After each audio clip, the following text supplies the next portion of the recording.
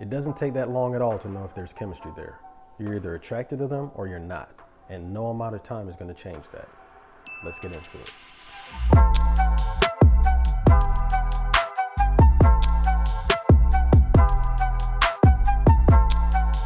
What up, y'all? I'm Christopher Markland. Happy Valentine's Day. Welcome to my review/analysis of episode 3 of season 5 of Ready to Love. Now, if you're new to my channel, what I do here with my reviews is I don't just regurgitate what we've already watched, scene for scene, line for line, but instead I use the situations and the people on the show to just talk about love, relationships, dating, marriage, etc., etc. So if you like what I'm doing, please be sure to like, share, subscribe. One more thing. Or should I say, two more things. Oh, Lord, Tommy. Two new singles, one man, one woman, will be joining us this week on Blind Dates. As always, it's up to you all to decide if they're ready to love. So last week, 2 more cast members were added to the show via blind dates. I like how they're doing that because, the last season and especially all the seasons prior, all 20 of the cast members were in place, the 10 women, the 10 men. So I like how they're basically trickling in the new people, adding them in, 2 at a time. I like how they're doing this. I like that Dakia was chosen of the ladies to meet with the new guy, Eric. I like her energy. I like, how she approaches things. I'll leave all that be. But, I think that she's a good person to meet the new guy, to go on a blind date with him and, see how it goes from there. I'm Eric, and I'm a celebrity chef. I cook for a bunch of stars. I love it, but it does affect your love life. You're always gone. You can plan a date and be like, all right, I gotta go now. So now I'm just gonna scale back because I need somebody to share my life with. So the first of the 2 new cast members is Eric, a 44-year-old private chef. I like what he's talking about right there, where he's saying that, the celebrity lifestyle and dating in that, lifestyle is actually harder than most people understand because, yes, you may have access to more upper echelon people, for lack of a better term. However, being a celebrity, it entails a lot of traveling. It entails, it's a lot more taxing, and therefore it's harder for you to be able to put in the time and the effort, and also for those people on the other end as well, for you to be able to develop something new. That's a really interesting perspective that he has on that. A little about me, I'm a preacher's kid. Oh, PK. Yeah, my father was a minister. He was in the Army. I graduated high school in Germany, and I actually got married at 18 years old. 18? Yeah, that didn't work out, so it was 4 years. Clearly, because you're here with me. I know. Last season had a whole bunch of characters on it, but one of them that stood out to me was Frank. And when he first went out on a date with one of the ladies, he just seemed to be the things that he was saying, the speeches that he was delivering, they just seemed to be too polished, too rehearsed, too perfect. And and I get it. Dudes may have lines. Like you got P.O. Paul, who calls himself P.O. Post Office because he delivers. Of course, you can tell that that's just some lines that, dude made up to get attention. I don't know what the hell it is. But anyway, it's something along the same lines of that when it comes to Eric. I can't quite put my finger on it. There's just something about him. I just can't put my finger on it just yet. I'm AP Alston. I am a holistic life coach. I help women turn their pain into power and purpose because I only work with women. I have not gotten a chance to meet a lot of men. I tried online dating. Unfortunately, that just did not work for me. So the second new cast member that's being added is AP, 42-year-old holistic life coach. Just like we've had this happen over the seasons, Joel, his wife passed away. Last season, Walter talked about his wife passing. One of the things, whenever I hear people talk about that, is therapy. And y'all know how I feel about therapy. I'm going to talk about it till the end. Lord knows, I got to schedule another appointment, going to think about it. But one of the things that you have to do is you have to go to therapy, because it's one thing that you have a breakup or even something as intense as a divorce. But when your spouse passes away, that's something that you have got to not only grieve through, but you have to heal through. And you have to make sure you go to therapy in order to prepare yourself, not just for dating, but just to be able to be open for love, for different love, for someone different. So I'm glad to see that she's on the show. I'm hoping, from what she's saying, that she has went through therapy. She has done a lot of the healing process. So hey, I'm looking forward to see how it works out with her. Hello there. Well, hello. Hi, I'm Clifton. How are you? Good to meet you. Nice to meet you, AP. He's beautiful, like he's glowing from his hair to his teeth to his beard. I'm thinking you are really doing some berries and juices over here, okay? So Clifton was selected of the fellas to go on the date with AP. Based on her initial reaction, you could tell that she was attracted to Clifton based on what she saw. But it wasn't the same level, just on my observation, that Clifton felt as far as being attracted to her. For dudes, sex is easy. I mean, as long as she's got a pulse and consents, it's gonna be on and popping. Because for us, it's either one of two things. Either it's like, yeah, I'd hit it, or yeah, I wanna hit that. The difference between the two is, hey, if the opportunity presents itself, all right, let's do it. However, with the other, it's like, yo, I'm gonna do everything I can in order to get that opportunity. And for Clifton, this is the way he looked at her, the hug, it was more of the first than it was the second. Are you vegan? I am. Oh. Some people get a little side eye when I say Yeah, that. I'm carnivorous all day, but I can be versatile. Okay. I didn't know who my date was going to be, but when she arrived, I was like, damn, I can eat vegan, but it's gonna be on a turkey sandwich.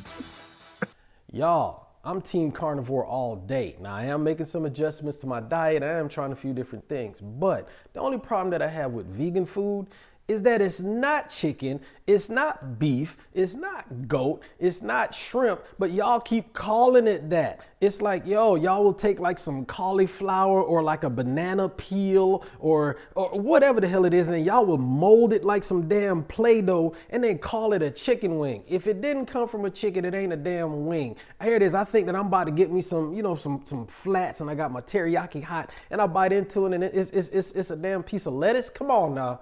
I'm just saying. And don't y'all vegans come for me in the comments. I'm just saying. Call it what it is. Don't call it a chicken wing or a burger or steak if it came from somebody's banana peel somewhere that was grown in some vegan, in some organic hummus, whatever the hell it is. Call it what it is. That's all I'm saying. Do you travel a lot, or you stay centralized? Well, I love to travel, but I have littles. I have a 9-year-old and a 7-year-old.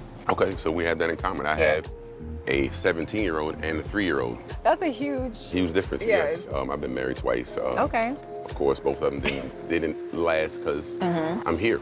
Yo, dating with children can be difficult because, especially the more kids you have with more individual people, meaning like, let's take a look at Dante from last season.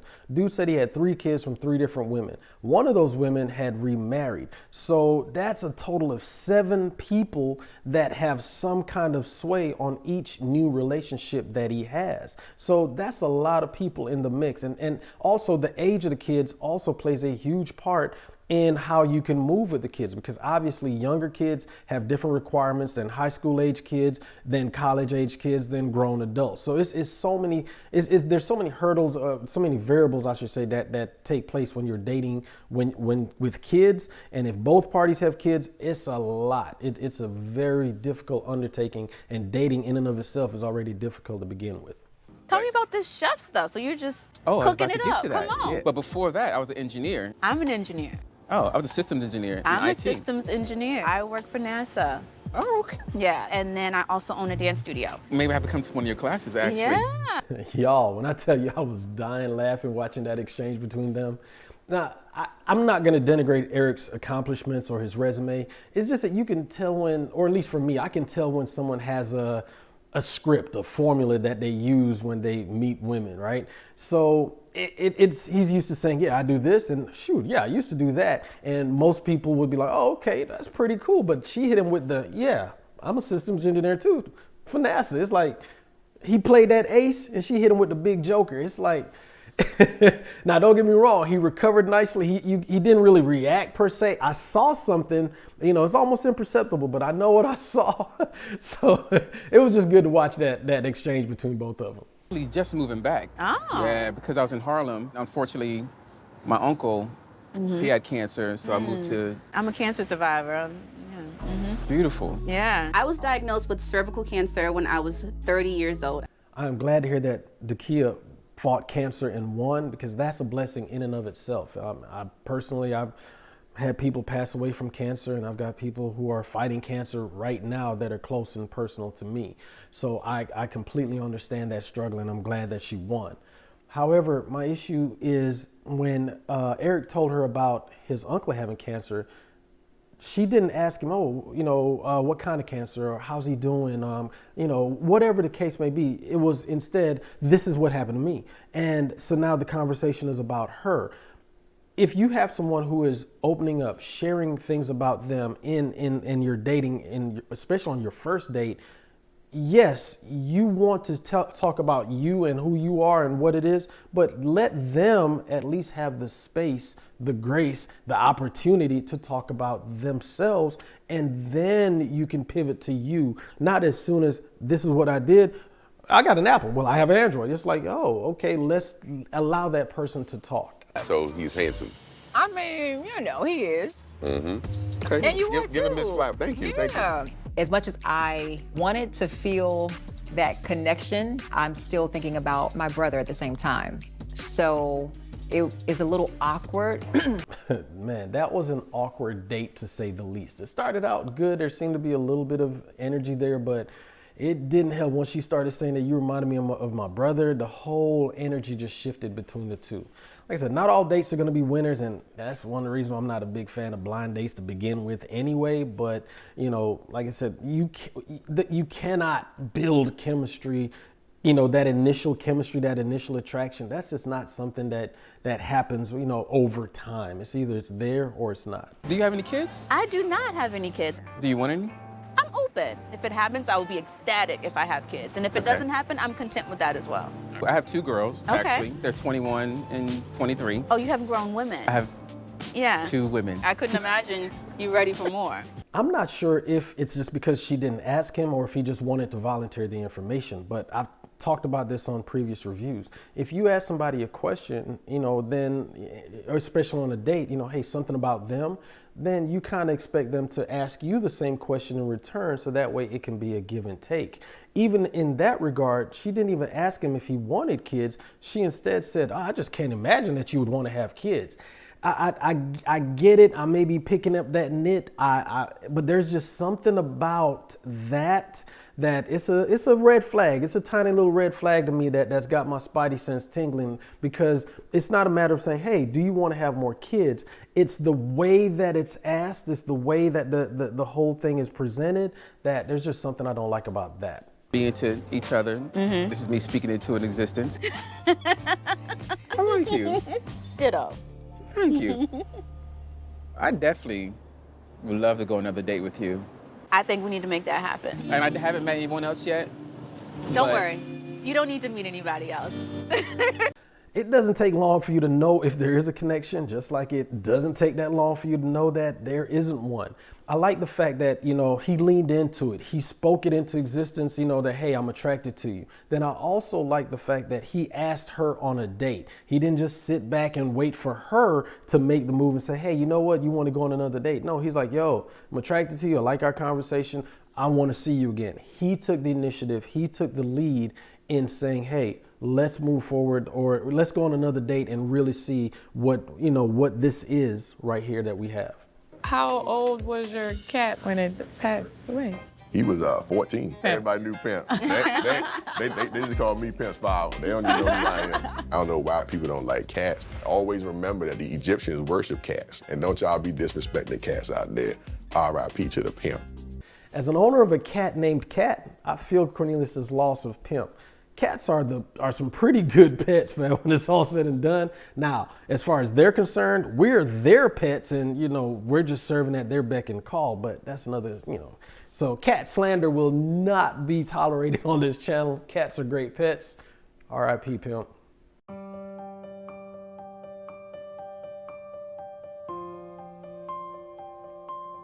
I am well. Blessed and highly flavored. Well, okay. Oh, I'm a chef, by the way.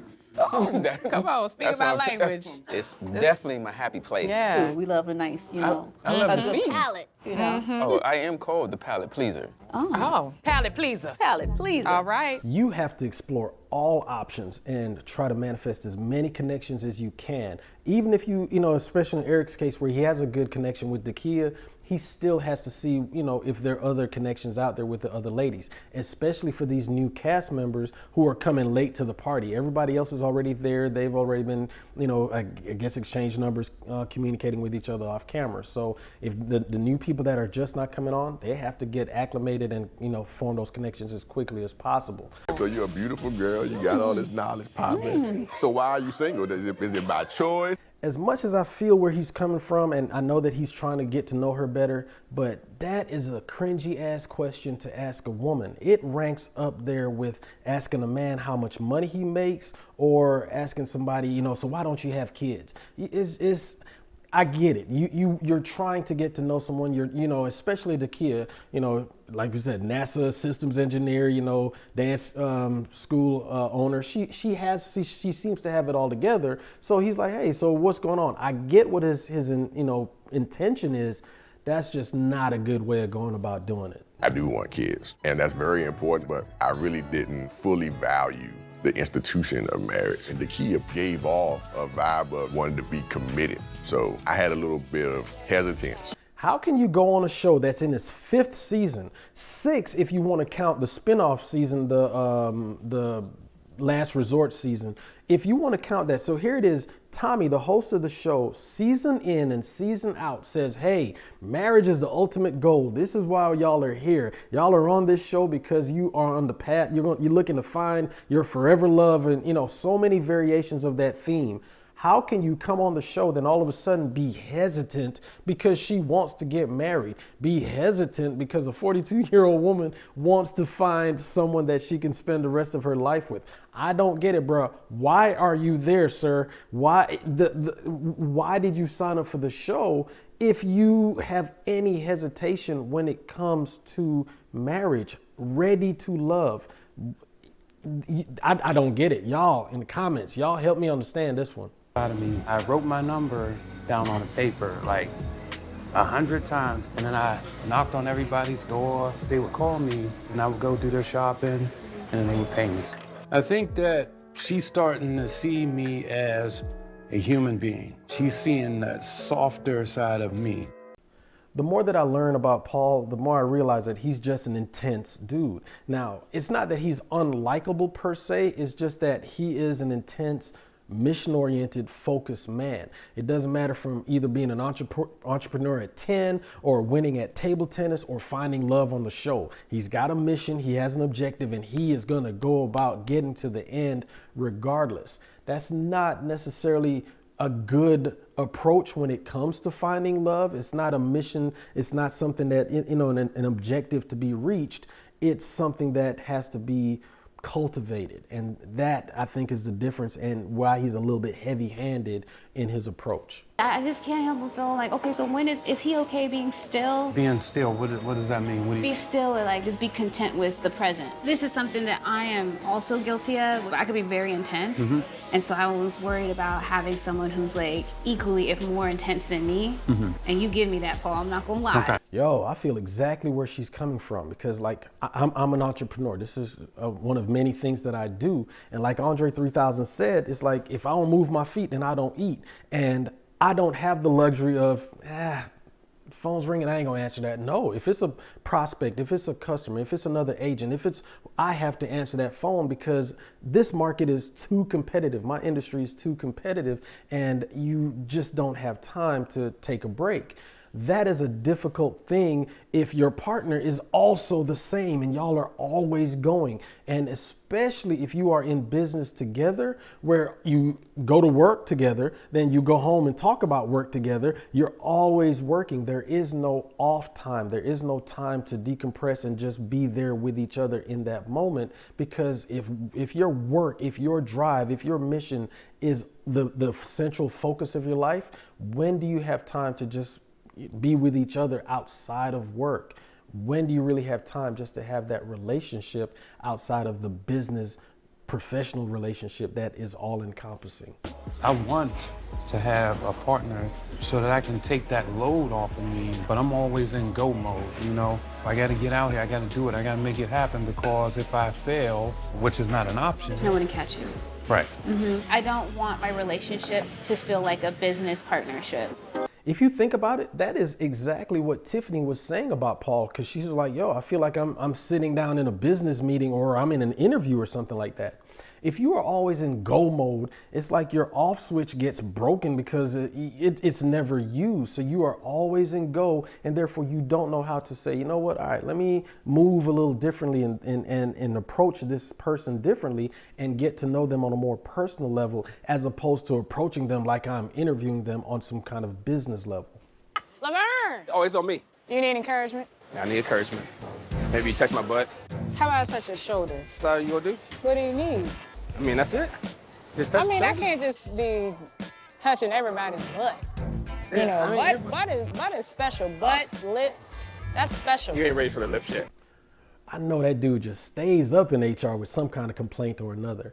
The more he talks, the more he quote unquote flirts, I see why he wants an alpha woman that can keep him in check, because I think it's just a lack of self-control. I don't know what it is, but there's just something about, you know, there's a fine line between flirting and being a creep. And I get it, you know, he's having fun with Joy, and also we're only seeing what production wants us to see. But what we are seeing, there's a fine line, and he is like close to that line, man. I don't know. We ain't never been on a date. We haven't been on a date. So we gotta speed this thing up and see if we vibe or not.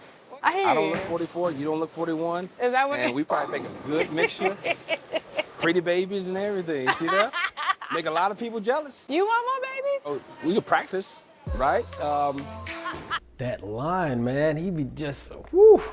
Anyway, you know, I just talked about Paul and how intense Paul is. Laverne is just the opposite. And I get it. They're there, they're having fun, they're you know, especially Joy's, you know, they're bantering back and forth, they're doing their thing. So if it works for them, it works for them. All I'm saying is that the more I see of Laverne and how he moves, and it makes sense why he wants a woman that can keep him in check, like I said, as far as allow him to flirt and just understand that he is who he is, because he doesn't seem like he wants to change. That's just who he is, and he's fine with that. If it works, I guess, all right, if he finds that woman, okay. Going through Washington, D.C., it looks amazing, but Demetrius is sitting in the back. Unfortunately, Wiley sat next to me. Let's talk about it. How old are you? How old do I look? It would be nice if Demetrius was closer so that he and I can engage in conversation. However, I want to give Wiley a chance. Speaking of awkward dates, this was definitely one of those. This is kind of like the group date that they had in the previous episode, where Ace felt like that third wheel. You had the four other people, I should say, were coupled up essentially. So she was like, all right, I'm just going to sit at the bar. The way that bus is configured, there's no real way that Demetrius would be able to interject into the conversation. Now, maybe if he was sitting in the middle and the two people were behind him and two people were in front, that way he could pivot back, maybe that might work. That whole date, that whole tour bus thing, it sounded good on paper, but when you look at it right here, you can just see that it's just not conducive for everybody to interact and talk and get to know each other. Wiley, he's engaging me in conversation, and I really appreciate that. But I'm 42. Age is a factor for me. And he reminded me of some of my students. Sorry. So many people delude themselves into thinking that age isn't a factor when it comes to dating. The bottom line is that it is definitely an important variable that has to be considered, especially when there's a huge age gap difference between the two people. I mean, there's so many things you have to consider, from your location, from, you know, income to children, all of those things, but age definitely plays a part in all of those things. I understand giving space and wanting to be respectful, but it would have been nice to have known you're in the running still and that you still want to fight for me. Yeah, I can't rock with Sabrina on that one. There's no way that that man could have, you know, been there to quote unquote fight for her based on how the seating was arranged on the bus. He would have literally had to sit on the edge of a seat, lean in between the two of them, or I guess, you know what? I guess he could have gotten up and asked old boy to switch seats. I guess, but just how they were configured, it just wasn't conducive to do that. It would have been a whole lot. It just would have been awkward to do it. Now, if you go back to last week where Ace and them were at the golf place, then that would have been a little bit different. But how they were on that bus, I can't fault old boy for that at all. It's good? It's coconut in there. Are you serious? I taste it. Oh my God. Hold on. Is there coconut in this dish? He's allergic to coconut.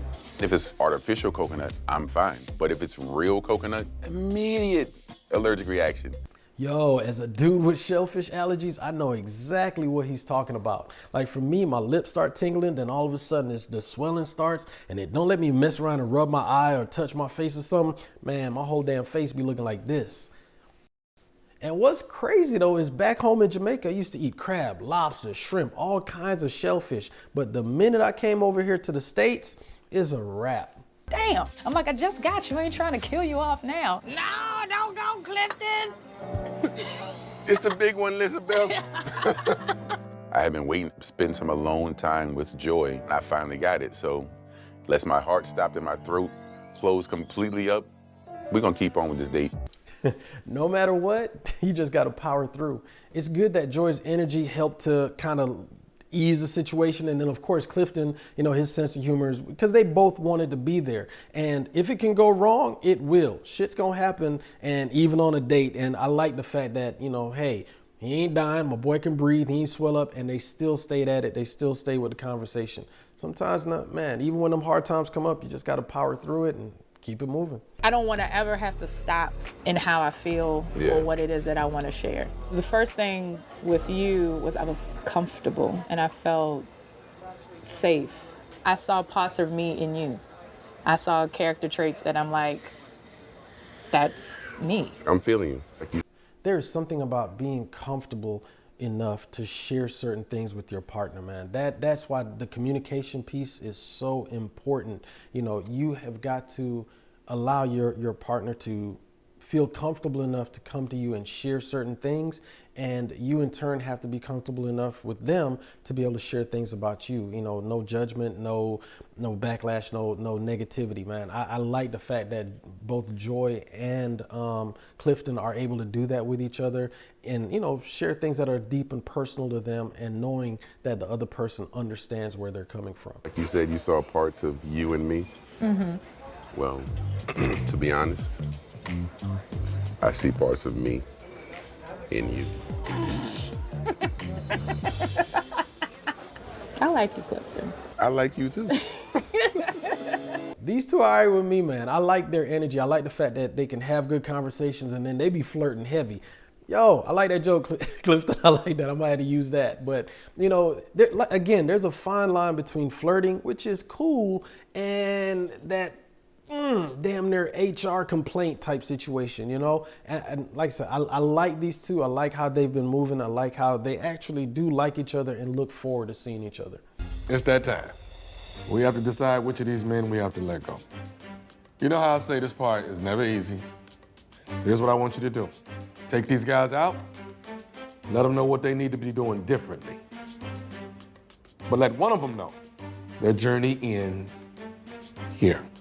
So Tommy met with the ladies in the ladies' lounge, and after, you know, deliberations, discussions about, you know, their blind dates and the men in the group dates, just all the dates over throughout the week. Even though Wiley and Laverne's name, both of their names were coming up, at the end of the day, the two men that are up for on the chopping block are Paul and Cornelius. I'm different. Like, I'm a juggernaut. Right. You know what I'm saying? Right. So at the end of the day, this is what you're gonna get. When people want to get to know you, they talk to you. They ask you. They dive in with you, right? So if I'm the only one diving in, you know, that's a you thing, not a me thing. Oh. sooner or later, you have to realize that it's not just them that's the problem. You know, if one person says it, you can blow it off. If two people say it, it's probably just a conspiracy. Yeah, not a big deal. But if 3 or more people keep saying the same thing, then you might want to look in the mirror, because you're probably the issue. It's like my therapist always says, you know, no matter where you go, there you are. And you have to be accountable for what it is that you do, the energy that you bring, and the results that you keep getting time and time again from different people who don't even know each other, but they're all saying the same thing about you. So I hear what Paul is saying right there, but nah, bro, you need to look in the mirror. They see the friend, but not the lover. You know, so your journey here is over, and you're not ready to love. So with that, Cornelius's journey has come to an end. And I don't for the life of me understand why you would come on a show called Ready to Love and you are not ready to be married, which is the ultimate goal of the show. Not just to hook up, not just to chill out, not just to kick it with, but to be married. That's the ultimate goal. And if you're not open to that, then yeah, you might want to go check out something else. So looking at the previews, they're going to have another 2 people added to the cast next week. So I am definitely looking forward to that. Yo, if you haven't already done so, please make sure you follow me on social media. On Twitter, it's going to be at author_Chris M. I always get everything confused. But on Twitter, it's author_Chris M. I always do watch the show live, so I do live tweet during the show. Also, I do my commercial break recaps as well. Also, you can follow me on Facebook at author Christopher Markland, and you can follow me on Instagram at Christopher_Markland. Again, thanks. Appreciate y'all watching. What do y'all think about this episode? Do you think it should have been Paul instead of Cornelius? What do you think about the whole, interaction? What do y'all think about the new people that were added? AP and Eric. What about Laverne? What do you think about his flirting?